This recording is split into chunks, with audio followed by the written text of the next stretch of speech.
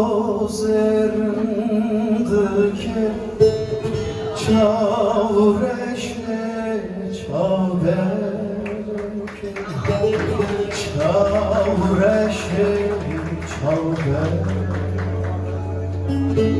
gevre bozerindeki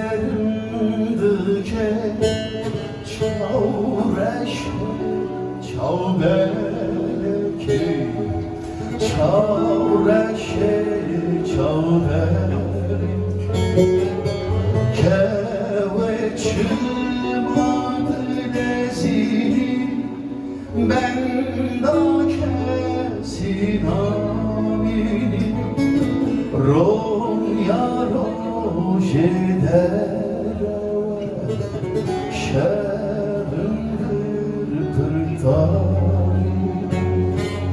keve çıkmadı lezini ben da kesin amini ronya rojeder şerrindir pırtay Lüçi yazına ezman kilim ağacımdare lühül veşilim Gelle ver geldim vezeyeminim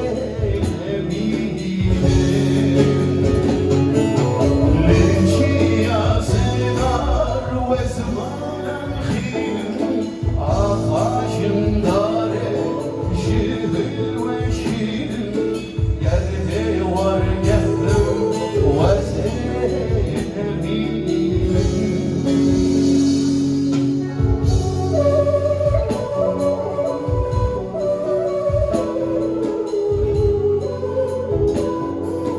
Düşler Sokağı emekçilerine gelsin bu şarkı.